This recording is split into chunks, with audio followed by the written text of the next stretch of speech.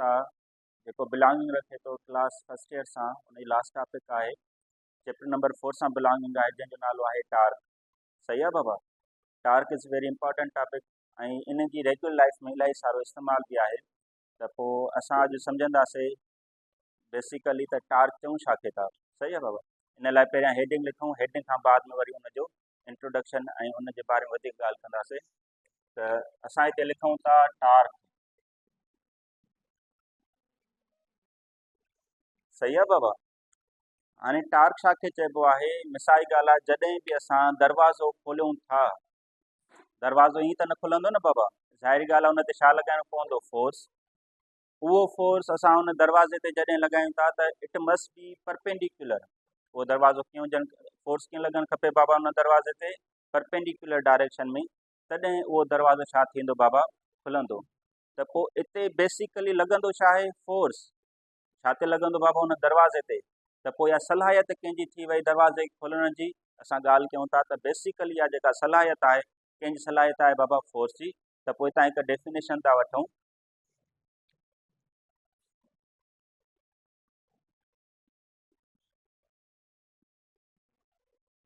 सही आहे बाबा? डेफिनेशन जी छा थींदी? Ability of a force to rotate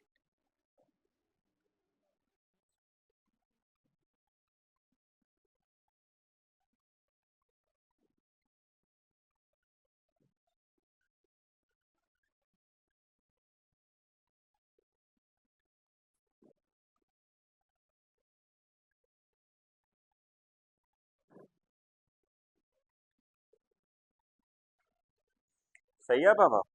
असां जेका ॻाल्हि कयूं था एबिलिटी ऑफ अ फोर्स, यानी छा? फोर्स जी सलाहियत टू रोटेट, गोल फेराए। कंहिंखे गोल फेराए बाबा? कंहिं बि बॉडी खे। पर काथे गोल फेराए? About it's fix point, fix axis. कंहिं एक्सिस ते, कंहिं फिक्स पॉइंट ते फेराए त असां उनखे छा था चऊं बाबा? टार्क था चऊं। हिते असांजो जेको बुनियादी एग्ज़ाम्पल आहे, एग्ज़ाम्पल त काफ़ी सातरा आहिनि, पर जेको सिंपल वे सां असां एग्ज़ाम्पल वठूं था उहो कंहिंजो वठंदासीं बाबा? हिकु स्पिनर जो। ऐं स्पिनर छा खे चइबो आहे? पाने खे, जेको मोस्टली इस्तेमालु थींदो रहंदो आहे। त लेट कंसीडर हीअ असांजो जेको स्पिनर आहे।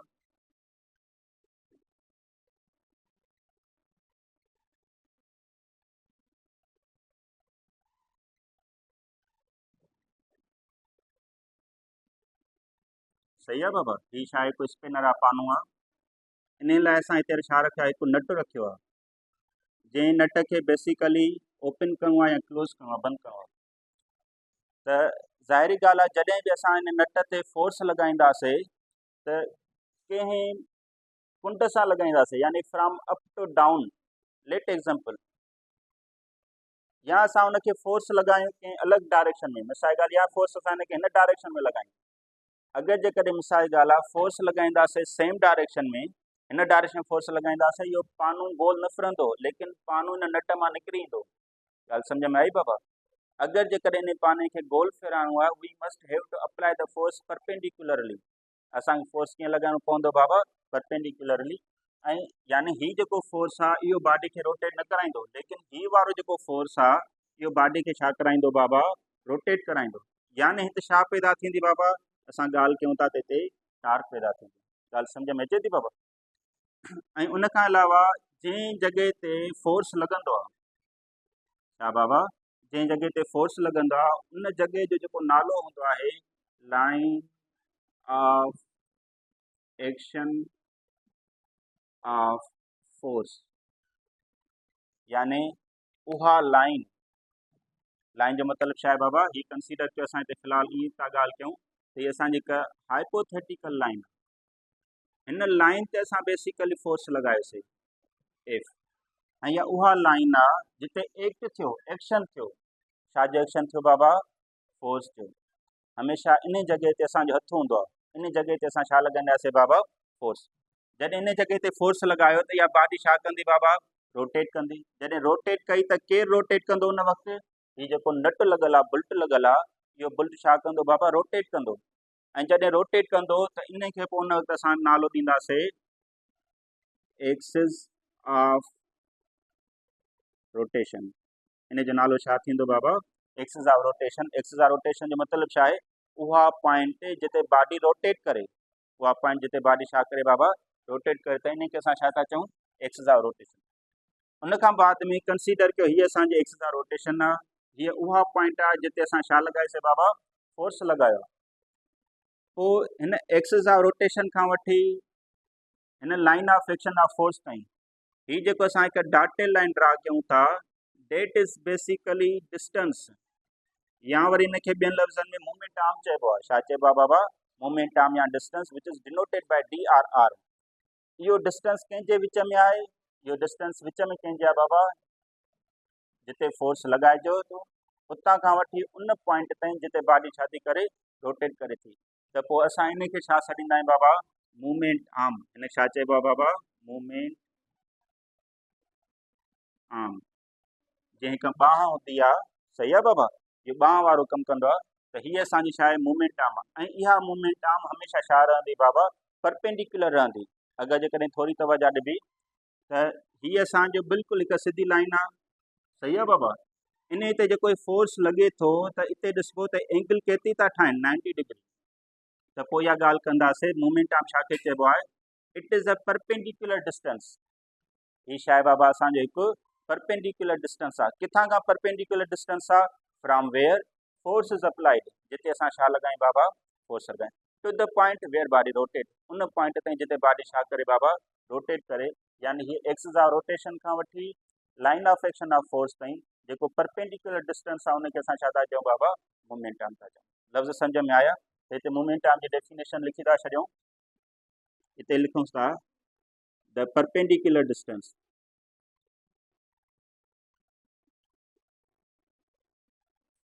सही है बाबा? Perpendicular distance from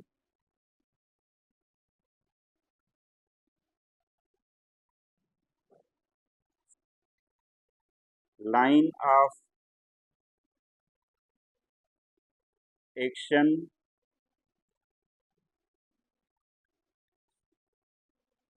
axis of rotation. ॻाल्हि सम्झ में आई? क्लियर आहे बाबा? ही परपेंडिकुलर डिस्टेंस आहे, हमेशह परपेंडिकुलर डिस्टेंस ते ई लॻल फोर्स हमेशह बॉडी खे छा कंदो आहे बाबा? गोल फिराईंदो रहंदो आहे। इन लाइ असां जेका हिन जा पहिरीं डेफिनेशन सम्झी उहा इहा ई सम्झीसीं, ability of a force, force जी सलाहियत छाजी त बाबा? To rotate the body, body खे छा कराए? रोटेट कराए।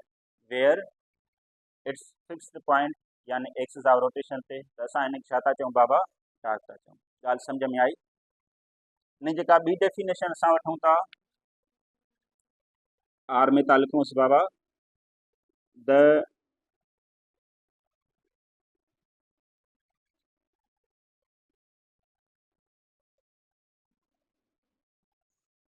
Turning effect of force. Turn माना गोल फेराइण, गोल फेराइण, पर कंहिंजे करे गोल फेराइण बाबा? फोर्स जे असर जे करे। अगरि जेकॾहिं मिसाल ॻाल्हि असां वटि को किताबु आहे, रजिस्टर आहे, कंसीडर कयो हीअ असांजो एग्ज़ाम्पल एज़ अ डोर आहे। हीअ छा आहे बाबा? एग्ज़ाम्पल आहे डोर जो। कंसीडर कयो हीअ असांजा दरवाज़े जा इंजीस लॻल आहिनि, जिते दरवाज़ो बेसिकली गोल फिरंदो आहे। हिते असांजो हैंडल आहे, हुक वग़ैरह लॻल आहे। इन हुक में असां हथु विझी करे फोर्स लॻाईंदासीं त हीउ दरवाज़ो गोल फिरणु शुरू कंदो। ॻाल्हि सम्झ में अचे थी बाबा? इहो दरवाज़ो वरी अगेन बंदि थींदो। पोइ असां ॻाल्हि कयूं था त इहो जेको टर्न थियो, बंदि थियो या खुलियो, इहो इफेक्ट कंहिंजो आहे बाबा? फोर्स जो आहे। इन लाइ असां इहा ई ॻाल्हि कंदा आहियूं, the turning effect of force is called torque. त जेको फोर्स आहे उहो हमेशह उनजो जेको टर्न करण वारो इफेक्ट आहे, that is known as the torque. कंहिं बि शइ खे उहो छा कंदो बाबा? गोल फिराइण वारो इफेक्ट ॾेखारींदो। पर केरु? फोर्स। इन लाइ असां ॻाल्हि हिते बि कंहिंजी कईसीं बाबा? फोर्स जी। हिते बि कंहिंजी ॻाल्हि कई आहे बाबा? फोर्स जी कई आहे। त हमेशह इहो कमाल कंहिंजो हूंदो आहे?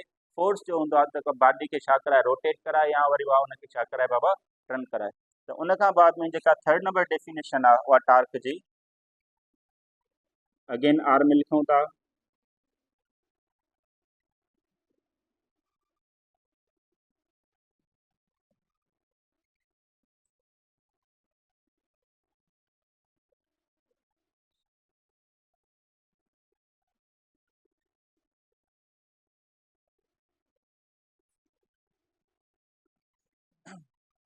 सही आहे बाबा।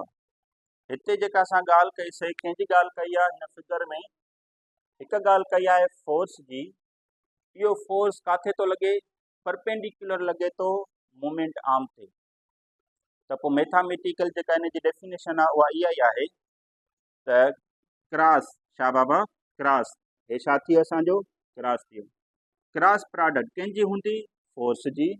छाजी हूंदी बाबा, फोर्स जी। ऐं ॿियो कंहिंजी हूंदी बाबा, मूवमेंट आर्म जी। त असां हिनखे छा चवंदासीं, टार्क। ऐं टार्क जी जेका सिंपल हूंदी आहे, मथां मुंदि ॾेई करे हेठां एल ॾियो गोलाई में या जे ॾियो, इहा छा आहे बाबा, डिनोट करण जी सिंबल आहे। ऐं हिनखे रीड करण जो तरीक़ो छा हूंदो आहे, टाओ। सही आहे बाबा, टाओ। टाओ बराबरि छाजे आहे, आर इंटू एफ। जॾहिं त हीअ जेका ज़रब जी निशानी आहे हिनखे छा चइबो आहे बाबा, क्रॉस। क्रॉस जो कॉन्सेप्ट छा हूंदो आहे, मक़सदु छा हूंदो आहे, इट डिनोट परपेंडिकुलर एंगल। इहा कंहिंखे ज़ाहिर थी करे बाबा, 90 जे एंगल खे ज़ाहिर थी करे। जीअं मिसाल जी ॻाल्हि आहे, असां जेका ॻाल्हि कयूं था साजिद फोर्स वारी, अगरि जेकॾहिं असां हिनखे पैरेलल लॻायूं था, पैरेलल जो मतिलबु छा बाबा, having same angle 0 degree. 0 degree जी अगरि जेकॾहिं एंगल लॻाईंदासीं, there will be work done. उते छा थींदो बाबा, वर्क थींदो, नॉट टार्क प्रोड्यूस। उते टार्क पैदा न थींदी, बल्कि छा थींदो बाबा, वर्क थींदो। इन लाइ हमेशह जीअं हिकु एग्ज़ाम्पल तौरु वरितो बि वेंदो आहे, इनखे बि थोरो हिते ज़ाहिर कयूं था। मिसाल ॻाल्हि आहे, हीअ असांजो हिकु ऑब्जेक्ट आहे। सही आहे बाबा। इन ते असां छा था लॻायूं, फोर्स था लॻायूं। फोर्स लॻाइण जे नतीजे में हिन कुझु डिस्प्लेसमेंट कवर कई। ॿिन्ही जो डायरेक्शन छा आहे, असां चऊं था सेम आहे, यानी 0 डिग्री एंगल आहे। त इते टार्क पैदा न थींदी, बल्कि इते छा थींदो बाबा, वर्क डन थींदो। वर्क जो बि फार्मूलो छा हूंदो आहे, F into D. But having the same angle, we are providing the dot here which shows dot product. जेको कंहिंखे ज़ाहिर कंदो आहे बाबा, डॉट प्रोडक्ट खे ज़ाहिर कंदो आहे। त जेका एंगल आहे उहा केतिरी थी ठहे, 0 डिग्री। जॾहिं त हिते एंगल आहे उहा केतिरी थी ठहे बाबा, 90 डिग्री। त पोइ असां इहा ई ॻाल्हि कंदा आहियूं त हिन जेको मैग्नीट्यूड फॉर्म थींदो आहे उहो छा थींदो आहे बाबा, एफ डी कॉस थीटा। ॻाल्हि सम्झ में आई बाबा। ॿियो डिफरेंस ॿुधो, असुल कमाल जेको बि हूंदो आहे फोर्स जो हूंदो आहे, how we are applying the force. सही आहे बाबा। बेसिकली असां फोर्स लॻायूं कीअं था, if we are applying force on any object perpendicularly, त उते छा पैदा थींदी बाबा, टार्क पैदा थींदी। फोर्स कीअं थो लॻे हिते, परपेंडिकुलरली। त बॉडी छा करणु शुरू कयो, रोटेट। त उते छा पैदा थी, टार्क। लेकिन अगरि जेकॾहिं असां फोर्स लॻायूं था in the same direction of the displacement, उते छा थींदो बाबा, वर्क डन थींदो। यानी नतीजो छा थो मिले, नतीजो इहो थो मिले त how force is acting applied if the resultant force is parallel. सही आहे बाबा, या resultant force is acting on x axis. अगरि जेकॾहिं असां जेको फोर्स आहे जेको काथे थो लॻे बाबा, फोर्स ऑन एक्स एक्सिस। ये एक्स एक्सिस आहे न बाबा, ये वाई एक्सिस आहे। अगरि जेकॾहिं इफेक्टिव फोर्स, अगरि जेकॾहिं फोर्स लॻे थो एक्स एक्सिस ते, त पोइ सिंपल वर्ड्स में चवंदो उते छा परफॉर्म थींदो बाबा, वर्क। बाक़ी फार्मूले जा लफ़्ज़ साॻा आहिनि। ॻाल्हि सम्झ में आई बाबा। जेके ज़ाहिर कंहिंसां कयोसीं, डाट सां। वरी अगरि जेकॾहिं रिज़ल्टिंग फोर्स या मिसाल एक्टिंग फोर्स परपेंडिकुलरली आहे, त उते छा पैदा थींदी बाबा, टार्क। ऐं इन जो फार्मूलो बि छा आहे, साॻियो आहे। त असांखे नतीजो जेको मिले थो इहो थो मिले त हीअ असांजी बेसिकली हिकु वेक्टर प्रोडक्ट आहे। इहे छा आहे बाबा, हिकु वेक्टर प्रोडक्ट आहे। ऐं जंहिंजे करे असां हिनखे वेक्टर क्वांटिटी बि चऊं था। जॾहिं त हीअ असांजी छा आहे बाबा, हिकु डॉट प्रोडक्ट आहे या स्केलर प्रोडक्ट आहे। ॻाल्हि सम्झ में आई। ॿिन्ही जा फार्मूला छा आहिनि, सेम आहिनि, कॉन्सेप्ट डिफरेंट आहे। इहो कॉन्सेप्ट डिफरेंट छाजे करे आहे, त फोर्स लॻे कीअं थो। अगरि जेकॾहिं रिज़ल्टिंग फोर्स या मिसाल ॻाल्हि एक्ट थियण वारो फोर्स पैरेलल हुजे टू द डिस्प्लेसमेंट, त उते छा थींदो बाबा, वर्क। ऐं अगरि जेकॾहिं असांजो छा हुजे बाबा, परपेंडिकुलर हुजे त उते छा थींदी असांजी, टार्क थींदी। आई होप ॻाल्हि सम्झ में आई हूंदी। मैग्नीट्यूड फॉर्म कीअं लिखिबो, टार्क बराबरि छाजे आहे बाबा, आर एफ साइन थीटा। छाकाणि त जीअं हिते ई असां ॻाल्हि कईसीं न, फोर्स मथां खां हेठि थो लॻे ऑन वाई एक्सिस। जॾहिं वाई एक्सिस लॻे थो त जेको बि वाई एक्सिस तां एंगल लॻंदी आहे बाबा, जीअं मिसाल ॻाल्हि आहे हिते एक्स एक्सिस आहे हीअ, त एफ एक्स बराबरि छाजे थींदो आहे एफ कास थीटा ऐं अगरि जेकॾहिं असांजो वाई एक्सिस ते लॻंदो त उहो छाजे थींदो बाबा एफ साइन थीटा। त हिते असां जेका अगरि जेकॾहिं परपेंडिकुलर फोर्स लॻे त असां छा पुट कंदासीं एफ साइन थीटा। ॻाल्हि सम्झ में आई बाबा। त हिन जेको मैग्नीट्यूड फॉर्म आहे उहो छा आहे टार्क बराबरि कंहिंजे आहे R into F sine theta. त ही हिन जो छा थियो बाबा मैग्नीट्यूड फॉर्म थियो। उन खां पोइ कंसीडर कयो असां वटि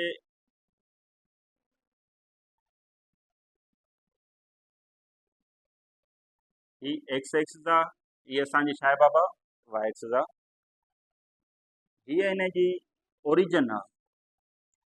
इन ओरिजिन खां असांजे का बि मूवमेंट आर्म आहे को बि मुफ़ासिलो आहे डिस्टेंस आहे जंहिंखे असां ज़ाहिर छा सां था कयूं बाबा आर सां ज़ाहिर था कयूं।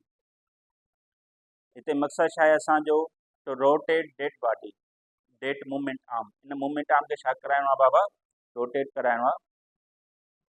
पोइ असां छा था कयूं हिन ते फोर्स लॻायो आहे हिन डायरेक्शन में। ही छा लॻायो बाबा असां फोर्स लॻायो।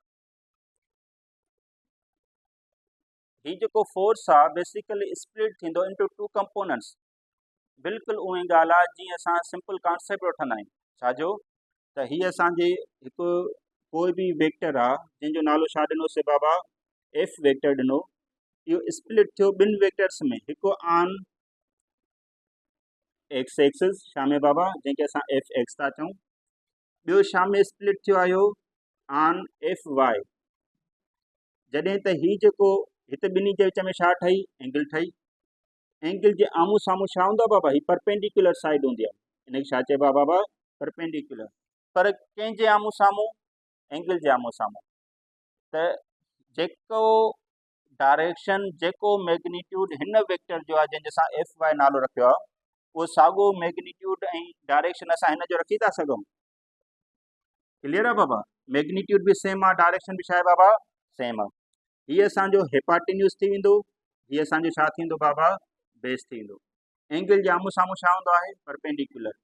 त हिते असां पाण सिंपली ॻाल्हि कंदासीं हीअ असांजी छा आहे बाबा एफ वाई वेक्टर आहे। हिते हेड टू टेल रूल बि लॻे थो, हिकु वेक्टर जी टेल आहे ॿिए जी छा थी वई बाबा हेड आहे। उन खां पोइ जिते ही ख़तमु थियो तव्हां नए वेक्टर जी टेल शुरू थी ऐं लास्ट में ख़तमु थियो। जिते ॿ वेक्टर मुकमल थी विया रिज़ल्टेंट वेक्टर ड्रा कयो। इनिशियल खे इनिशियल सां हेड खे हेड सां मिलाएसीं त हिते असांजो छा थी वियो बाबा रिज़ल्टेंट वेक्टर मिलियो which is known as the head to tail rule. इहो सेम कॉन्सेप्ट असां हिते वठंदासीं।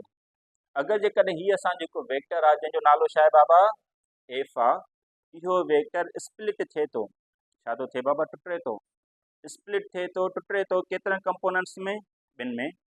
पोइ जेको पहिरियों कंपोनेंट आहे बिल्कुलु ई सेम आहे। ॻाल्हि सम्झ में आई बाबा। ॿियो जेको कंपोनेंट आहे कुझु हिन तरह सां, यानी ही जेको हिते असांजी छा ठही बाबा एंगल थीटा ठही। छाकाणि त अगरि जे हिनखे असां सिधो वठी ईंदासीं त बि असांखे मिलंदो ऐं फोर्स असां हिन तरह सां थो मिले। त हीअ असांजो छा थींदो बाबा एफ एक्स कंपोनेंट। इन जे आम्हूं साम्हूं हीअ असांजी छा आहे बाबा परपेंडिकुलर साइड आहे जेका हिते बि असां ॻाल्हि कईसीं। त हीअ असांजी छा थी वई बाबा परपेंडिकुलर साइड थी वई। हीअ असांजी छा थी वियो बाबा हिपाटिन्यूस थी वियो। हीअ असांजी छा थी वियो बाबा बेस थी वियो।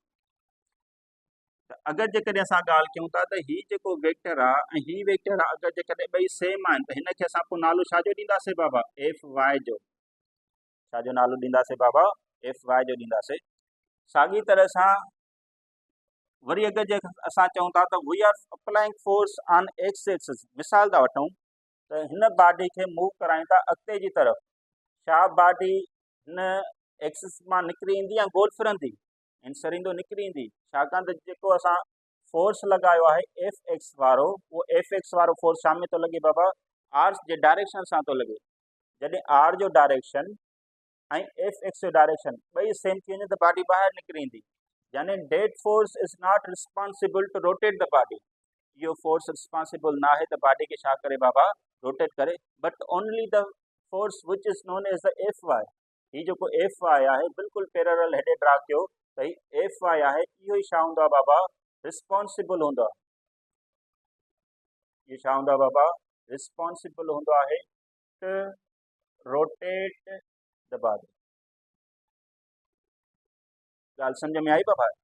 त असां इहा ॻाल्हि था कयूं त एफ वाई छा बाबा, एफ वाई ऐं जेको एफ वाई आहे उन एंगल केतिरी ठाही आहे, 90 डिग्री ठाही आहे, छाकाणि त इहा छा आहे बाबा असांजो परपेंडिकुलर कंपोनेंट आहे। ऐं हिते हिन मिसाल ॻाल्हि आहे सम्झण जी हद ताईं लिखूं था त केतिरी एंगल ठाही अथई, 90 डिग्री ठाही अथई, तॾहिं इहो बादी छा थी करे बाबा, रोटेट थी करे।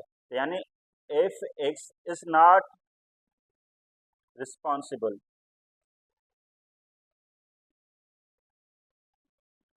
Two rotate the body. ॻाल्हि सम्झ में अचे थी बाबा? त एफ वाई हमेशह छा कंदो आहे, बॉडी खे रोटेट कराईंदो आहे, बिकॉज़ हुते एंगल केतिरी थी ठहे बाबा, 90 डिग्री। इन लाइ असां हर वक़्तु इहा ॻाल्हि कंदा आहियूं त जेको बि फोर्स लॻायूं कंहिं बि बॉडी ते, उहो हमेशह कीअं लॻे बाबा, परपेंडिकुलर लॻे, तॾहिं उहो टर्निंग इफेक्ट थींदो, या तॾहिं उहा हूंदी उन फोर्स जी एबिलिटी तव्हांखे बॉडी खे छा कराए बाबा, रोटेट कराए। आई होप इहा ॻाल्हि सम्झ में आई हूंदी। उन खां पोइ फर्दर मोर ही त बाबा इन जो थी वियो फार्मूलो। फार्मूले खां बाद में असां हिन जे यूनिट जी ॻाल्हि कयूं, डायमेंशन जी ॻाल्हि कंदासीं, डायमेंशन खां बाद में वरी हिन जी नेचर जी ॻाल्हि कंदासीं, एंड इनशाला the lecture will be enough. त पोइ हाणे हिन जी जेका यूनिट आहे एस आई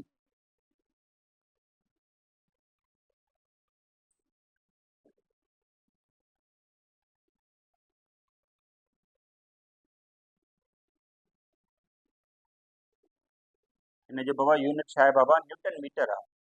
छाकाणि त फोर्स जो यूनिट छा हूंदो आहे, न्यूटन। भले हिते लिखोसि एफ टार्क बराबरि छा जे हूंदो आहे, एफ इंटू डी लिखो या आर लिखो, त फोर्स जो यूनिट छा हूंदो आहे, न्यूटन।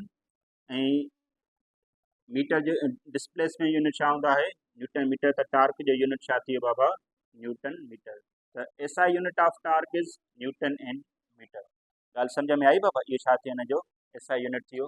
हुन खां बाद में जेका असां ॻाल्हि कंदासीं उहा कंहिंजी कंदासीं, डायमेंशन जी। छाजी ॻाल्हि था कयूं बाबा, डायमेंशन। त हिन जेको डायमेंशन थींदो आहे, टार्क बराबरि छाजे आहे, एफ इंटू डी। जेको फोर्स जो डायमेंशन हूंदो आहे उहो छाजे बराबरि हूंदो आहे बाबा, M L T minus 2।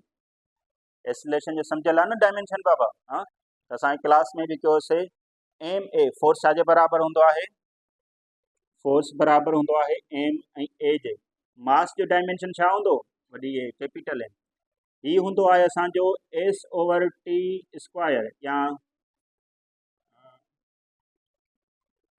Second square करे वठो। मीटर जो डायमेंशन छा थींदो बाबा, एल डिवाइडेड बाय, इनखे मथे खणी ईंदो त हिन जो डायमेंशन छा थींदो बाबा, टी स्क्वायर। त एम एल टी माइनस 2 कंहिंजो डायमेंशन थी वियो, फोर्स जो। ज़रब जी निशानी डिस्प्लेसमेंट जो डायमेंशन छा थींदो बाबा, एल। त हिननि खे मल्टीप्लाई कयो त टार्क आहे एम एल इंटू एल छा थींदो बाबा, एल स्क्वायर टी माइनस 2। त ही कंहिंजो डायमेंशन थी वियो बाबा, टार्क जो डायमेंशन थी वियो। ॻाल्हि सम्झ में आई, क्लियर आहे? हाणे उन खां पोइ अञा हिकु ॿ ॿिया बि एग्ज़ाम्पल ॿुधो। जेका असां बाइक जी किक हणंदा आहियूं, सही आहे न भाउ, मोटरसाइकिल स्टार्ट करण वक़्तु बाइक जी किक हणंदा आहियूं, त उते बि जेको इफेक्ट मिलंदो आहे उहो टार्क जो ई मिलंदो आहे, by leg when we are applying force on the kick rod. त उहा जेका गोलाई वारी कर्वेचर वारी रॉड हूंदी आहे, मूवमेंट आर्म जो कमु कंदी आहे। लॻल फोर्स बाय फुट, उहो छाजो कमु कंदो बाबा, एक्टिंग फोर्स परपेंडिकुलर जो। ऐं उहो हुन में अंदरि एक्सल वग़ैरह लॻल हूंदी आहे, इंजन में जेका रोटेट कंदी, उहा छाजो कमु कंदी आहे बाबा, एक्सिस ऑफ रोटेशन जो कमु कंदी आहे। बोतल वग़ैरह खोलींदा आहियूं रेगुलर असां, उन वटि की हूंदी आहे न असां वटि, उन की विझी करे उनखे मथे छा ॾींदा आहियूं, असां सट ॾींदा आहियूं, या जेका चाबी हूंदी आहे इनखे वठी करे मथे सट ॾींदा आहियूं। इते बि छा पैदा थींदी आहे बाबा, टार्क पैदा थींदी आहे। जॾहिं बि असां कंहिं बि टैंकीअ खे, जंहिंमां पाणी कढिबो आहे, इन टैंकीअ खे रोटेट कराईंदा आहियूं, गोल फिराईंदा आहियूं, त बि हुते छा पैदा थींदी आहे बाबा, टार्क पैदा थींदी आहे। पोइ बेसिकली सॼो डिपेंड हूंदो आहे उनजी डायरेक्शन ते, त टार्क पैदा कीअं थी थिए। त पोइ असां हाणे हिते ॻाल्हि जेका कयूं था, उहा छाजी ॻाल्हि था कयूं, नेचर जी। हितां ई असां इहा ॻाल्हि सम्झी आयासीं। क्रॉस मां छा सम्झी आयासीं बाबा, त हीअ जेका असांजी टार्क आहे, that is a vector quantity because it is a cross product of movement arm and applied force. त हिते हाणे सिंपल वर्ड्स में इहा ॻाल्हि था कयूं, टार्क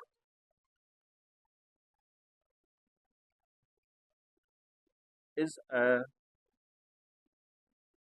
vector quantity. टार्क असांजी छा आहे बाबा हिकु वेक्टर क्वांटिटी. वेक्टर क्वांटिटी आहे त हिन जो डायरेक्शन त हूंदो न काॾे न काॾे, त पोइ डायरेक्शन काॾे थींदो, त पोइ असां ॻाल्हि कंदासीं हिन जेको डायरेक्शन हूंदो आहे डिपेंड हूंदो आहे राइट हैंड रूल ते. छा ते बाबा? राइट हैंड रूल ते. त पोइ हिते अगेन ब्रैकेट में लिखूं था सेंटेंस इट्स डायरेक्शन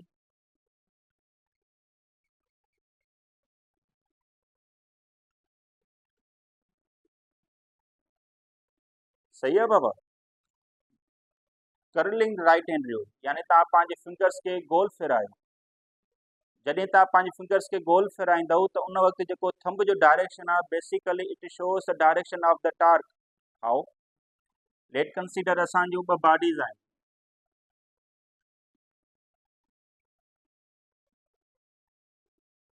ही ॿ सर्किल आहिनि. सही आहे बाबा. असां छा था कयूं, हिक खे ही हुनजे एक्सिस ऑफ रोटेशन आहे, हीअ बि हिनजी छा आहे बाबा एक्सिस ऑफ रोटेशन. हिक सर्किल खे असां गोल फेरायूं था but in anti clock wise direction. जीअं असांजी वॉच हूंदी आहे, घड़ियाल हूंदा आहिनि, इहे उबते डायरेक्शन में हुनजो बिल्कुलु डायरेक्शन कीअं हूंदो आहे बाबा? सुठो हूंदो आहे, पर असां हिनखे फ़िलहालु जेको रोटेट करायूं था उबते डायरेक्शन में था रोटेट करायूं. जॾहिं हिनखे असां उबते डायरेक्शन में रोटेट कराईंदासीं पोइ असांजो राइट माना साॼे हथ वारो कानून जेको कर्लिंग जी फिगर हूंदो आहे उहो छा थो ॿुधाए त जॾहिं तव्हां हिनखे गोल फेराईंदव, सही आहे बाबा, in the direction of rotating body are figure, त उन वक़्तु जेको थंब जो डायरेक्शन आहे उहो कंहिंजो डायरेक्शन ॿुधाईंदो बाबा? टार्क जो.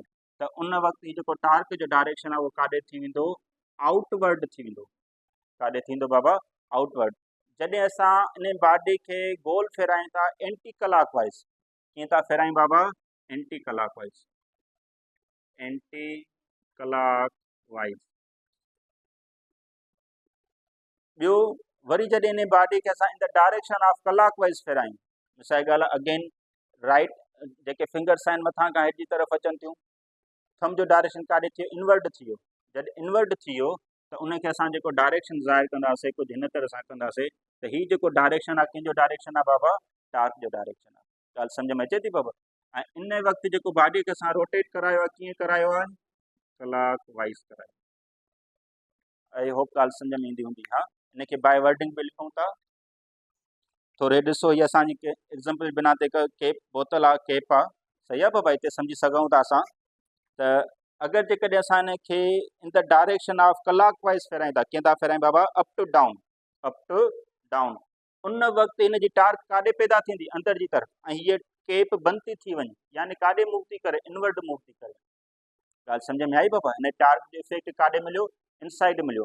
वरी अगरि जे असां हिनखे क्लॉक वाइज फेरायूं था बिल्कुलु हीअं, ॻाल्हि सम्झ में आई बाबा? त हीअ काॾे थी वञे? आउट ऑफ द पेज या ॿाहिरि जी तरफ़ थी अचे त हीअ छा थींदी बाबा? केप खुली वेंदी. त असांखे हिते नतीजो छा थो मिले? जॾहिं असां हिनखे रोटेट करायूं था अगरि इन द डायरेक्शन ऑफ फिंगर त पोइ थंब जो डायरेक्शन बेसिकली ॿुधाईंदो the direction of the torque. त उन वक़्तु असांखे केरु ॿुधाईंदो बाबा? Direction of the torque. पोइ हिते बाय वर्डिंग लिखूं था. वेन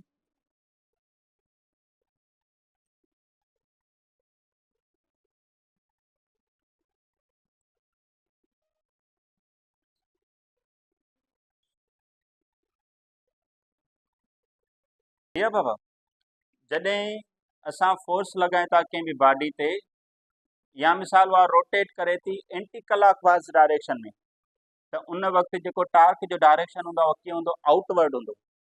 या वरी मिसाल ॻाल्हि आहे हिनखे ॿियनि लफ़्ज़नि में चइबो आउट ऑफ द पेज.